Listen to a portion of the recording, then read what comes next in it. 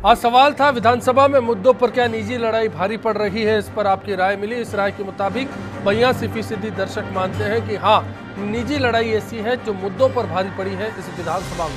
तो इसका समाधान क्या बातचीत के जरिए हो सकता है? आखिरी दौर में इसी का रुख करेंगे और जानना चाहेंगे। सबसे पहले अर्चना जी, क्या बीजेपी से बातचीत के लिए, सुलह के लिए कांग्रेस तैयार है ताकि सदन चले? जनहित की बात तो हो, ठीक है, बीजेपी खिलाफ है तो कांग्रेस तो पक्ष में होगी। देखिए अश्विनी जी, जो सत्ता में होते हैं उनकी जिम्मेदारी सदन चलाने की होती है, और इस विश्व में कौन सी ऐसी समस्या है जो संवाद में के माध्यम से जिसका समाधान नहीं हो सकता।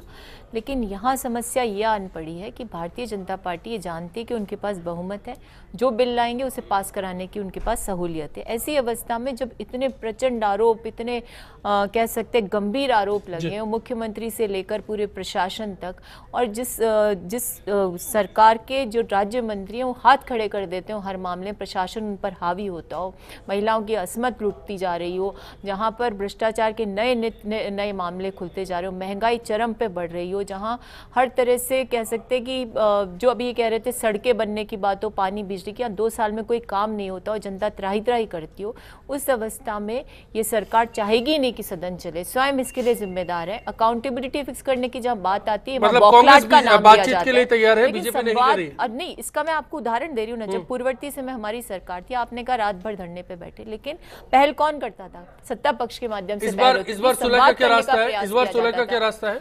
देखिए, सुलह का रास्ता सिर्फ इतना है, आपके ऊपर गंभीर आरोप लगे हैं, यदि आप कहते हो अनर्गल आरोप हैं, आपके पास उसका स्पष्टीकरण, तो स्पष्टीकरण दीजिए, जनता का सामना करिए, क्योंकि जनता का सामना करने का तात्पर्य उन जनप्रतिनिधियों को संतुष्ट करना जो जनता के प्रतिनिधि के रूप में प्रश्न आपके सामने करते हैं। लेकिन प्रश्न का जवाब देने के लिए आप तो और प्रश्न दागने का काम कर रहे हैं। सुलह का रास्ता, हमारे जो 2 गंभीर आरोप है सरकार पे, एक तो भ्रष्टाचार का, जैसे ये खान विभाग का बहुत बड़ा भ्रष्टाचार हो गया, ये अशोक सिंह भी जब भारतीय जनता पार्टी की सरकार होती है प्रमुख शासन सचिव के पद पर विराज जाते हैं आके। इतना बड़ा व्यक्ति और महकमा खुद मुख्यमंत्री के पास है, तो सीएम को आगे होके इस पूरे मामले की सीबीआई जांच करानी चाहिए, नार्को टेस्ट होना चाहिए अशोक सिंघवी का, ताकि नेताओं का एक मैंने पढ़ रहा था कहीं पे, सरकार एसीबी जांच करा रही है, आप सीबीआई जांच की बात बोल रहे हैं, कांग्रेस न्यायिक जांच की बात बोल रही है। न्यायिक जांच सीबीआई जांच दोनों, मेरी बात सुनो, कोई ज्यादा अंतर नहीं है। या तो सीबीआई जांच कराए, क्योंकि ये सीधा सीधा मुख्यमंत्री का नजदीकी लोगों, सरकार के अंडर में थी, सरकार ने दुरुपयोग किया। फिर हम नहीं कहेंगे, आप एक बार जांच तो कराओ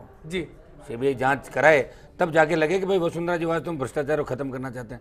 ललित मोदी मामले में वसुंधरा जी का कोई बयान अभी तक नहीं आया, और ये अनंत पाल और जो ये मामले जिनके भारतीय जनता पार्टी के नेताओं से संबंध है, एटीएस और एसओजी की पूछताछ के अंदर उस सुनील डांगी ने बताया कि भाई अनंत पाल ने मेरी पत्नी का ट्रांसफर कराया है और मैंने मंत्री से कराया। तो ये सारे मामले राजस्थान की जनता जाननी चाहिए, चाहती है, खुलासा होना चाहिए।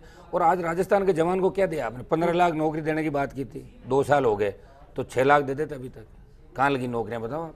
सिर्फ जो शिक्षक ये विद्यार्थी मित्र थे इनको आप जरूर करवा रहे हो, उसमें भी बी और डीओ जब अनुभव प्रमाण पत्र पर सिग्नेचर करता है तो उसमें भी 50,000 से लेकर 2 लाख रुपए तक घुस राजस्थान के अंदर ली जा रही है। बेरोजगारों के साथ बहुत बड़ा धोखा राजस्थान। तो हनुमान जी, इस मुद्दे को उठाए, बहिष्कार करने की जगह कार्रवाई का? नहीं, हम तो उठाते हैं, लेकिन हमें सुनता कौन है?